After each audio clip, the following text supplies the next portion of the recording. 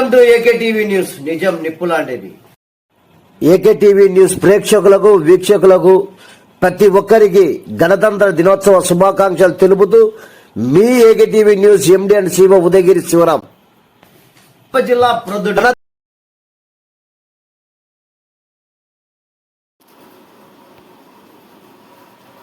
కడప జిల్లా ప్రొద్దుటూరు ట్రెజరీ కార్యాలయం ప్రాంగణం నందు ట్రెజరీ ఆఫీసర్ తిరుపతి స్వామి ఆధ్వర్యంలో జాతీయ జెండా ఆవిష్కరణ గావించడం జరిగినది.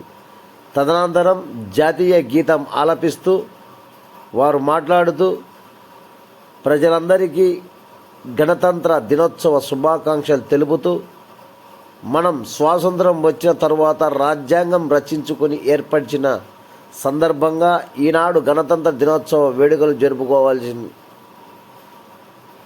జరుపుకుంటున్నాం.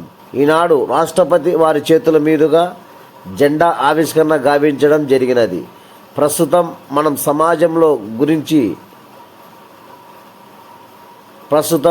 సమాజంలో జరుగుతున్నటువంటి దృష్ట్యా రాజ్యాంగం గురించి ఎన్నో తెలుసుకోవాల్సినది ఉంటుంది.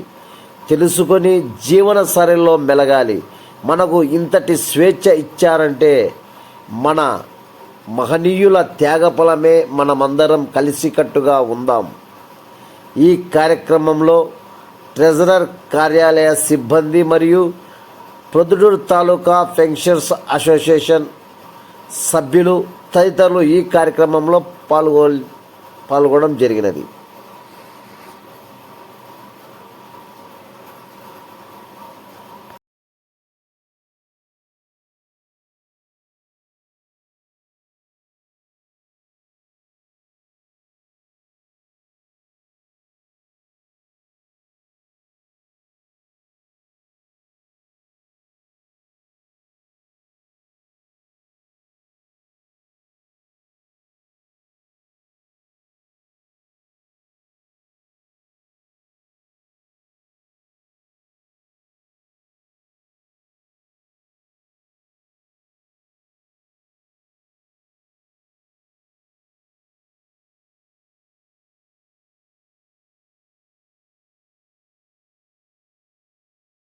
త్యాగదనుల యొక్క కృషి ఫలితమే ఈనాటి ఈ గణతంత్ర దినోత్సవం.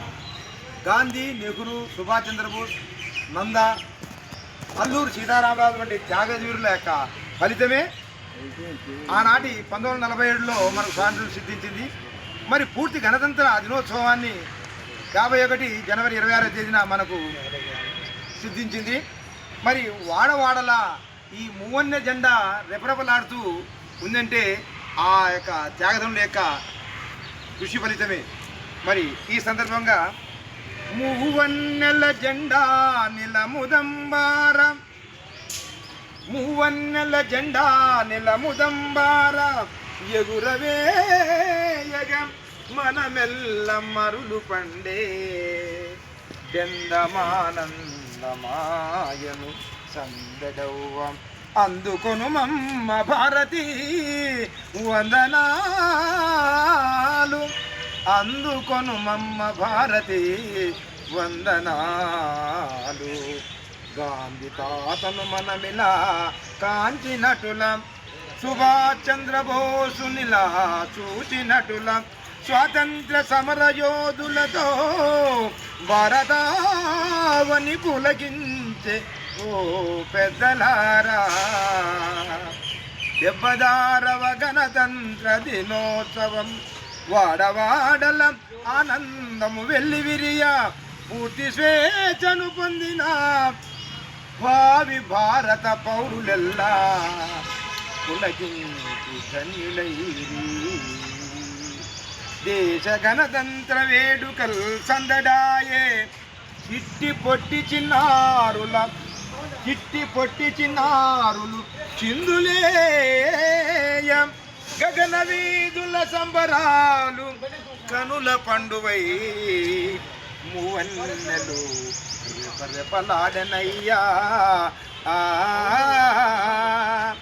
ఎర్రకోటపై జెండాను ఎగురవేయ, భారతావని పులకించి రమ్యమలరే ఢిల్లీ పెద్దలు వేణోల మాటలాడ మనమెల్ల మనం వెళ్ళ నువ్వు పొంగే అన్నలారా మీకివే గణతంత్ర వందనాలు అయ్యలారా అమ్మలారా.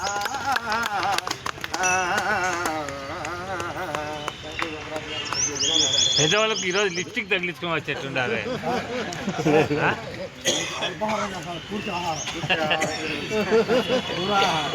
అమ్మా అన్న చెప్పాడు మాట్లాడతారు. Thank you sir. అది కాదు, పొద్దున్నే లిప్స్టిక్ కూడా వేసుకొని వచ్చినావు. ఉన్నాయి అది వద్దునైనా, అది రద్దు చేయి, అదే మనకు ముద్దు. సరే 76వ గణతంత్ర దినోత్సవ సందర్భంగా ఇక్కడికి మీ అందరికీ గణతంత్ర దినోత్సవ శుభాకాంక్షలు. 200 సంవత్సరాలు బ్రిటిష్ పాలన మధ్యలో భారతదేశం 1947 ఆగస్టు 15 స్వతంత్రం వచ్చింది. స్వతంత్రం వచ్చిన తర్వాత మనకి స్వతంత్ర చట్టాలు లేవు. చట్టాల కోసం భారత రాజ్యాంగ పరిషత్ని 1946 నవంబర్ 9 ఏర్పాటు చేశారు. బాబు రాజేంద్ర ప్రసాద్ అధ్యక్షుగా ఏర్పాటు చేశారు. ఇక రచనా కమిటీని కూడా అంబేద్కర్ గారి ఆధ్వర్యంలో ఏర్పాటు చేశారు. ఇది 2 సంవత్సరాల 11 నెలల 18 రోజులు 60 దేశాల రాజ్యాంగాలను పరిశీలించి భారతదేశ ప్రజల ఆకాంక్షలకు ప్రగతికి అనుగుణంగా రాజ్యాంగ రచన చేసింది. ఈ రాజ్యాంగాన్ని రాజ్యాంగ పరిషత్ 1949 నవంబర్ 26న ఆమోదించింది. రాజ్యాంగ పరిషత్ ఆమోదించినా కానీ భారత ప్రభుత్వం ఆమోదించడానికి 2 నెలల టైం తీసుకుంది. 2 నెలల టైం అంటే 1950 జనవరి 26న భారత ప్రభుత్వం ఆమోదించింది. ఎందుకంటే దానికి సరైన సమయం కావాలని, సరైన రోజున దాన్ని రాజ్యాంగాన్ని ఆమోదించాలని భారత ప్రభుత్వం నిర్ణయించింది. ఎందుకంటే 1930 జనవరి 26న లాహోర్ కాంగ్రెస్ సంపూర్ణ స్వాతంత్రాన్ని ప్రకటించింది. అప్పటి నుంచి కూడా మనం సంపూర్ణ స్వాతంత్రాన్ని ప్రతి సంవత్సరం జరుపుకుంటూ ఉన్నాము. అందుకని జనవరి 26న భారత ప్రభుత్వం రాజ్యాంగాన్ని ఆమోదించడానికి నిర్ణయించుకుంది. రాజ్యాంగాన్ని ఆమోదించింది. ఈ రాజ్యాంగ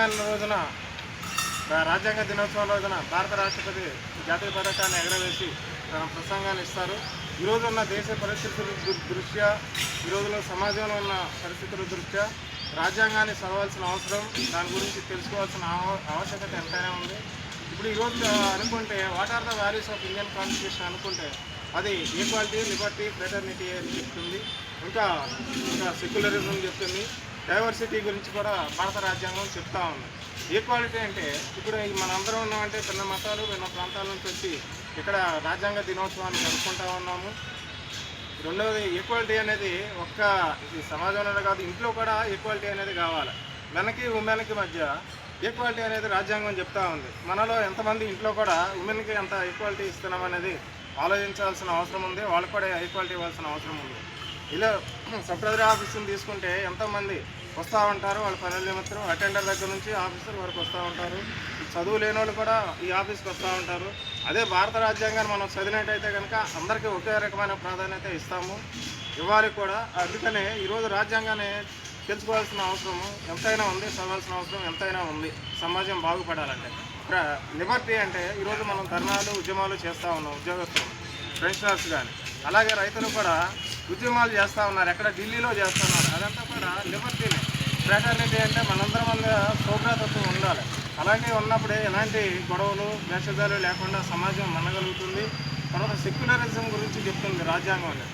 సెక్యులరిజం అంటే రాజ్యానికి ఒక మతం అంటూ ఉండదు. అన్ని మతాలని సమానంగానే భావిస్తుంది. ఏ మతమైనా కానీ సమానంగా భావిస్తుంది. ఇప్పుడు యూట్యూబ్లో చూస్తూ ఉంటే మతాల మధ్య డిస్కషన్ నడుస్తుంది. మీ మతం గొప్పది, మా మతం గొప్పది అనే డిస్కషన్ నడుస్తుంది. మరి ఏ మతం గొప్పదని ఎలా చెప్పగలమని? ఒక మతం గొప్పదని ఎవరు చెప్పగలరు? ఒక మతం గొప్పదైతే ఆ మతం పాటించే వాళ్ళందరూ బాగానే ఉండాలి కదా. అలా లేదు, అన్ని మతాలు. అందుకనే అన్ని మతాలను గౌరవించాలి. అన్ని మతాలను కూడా ప్రజలు కూడా సమానంగా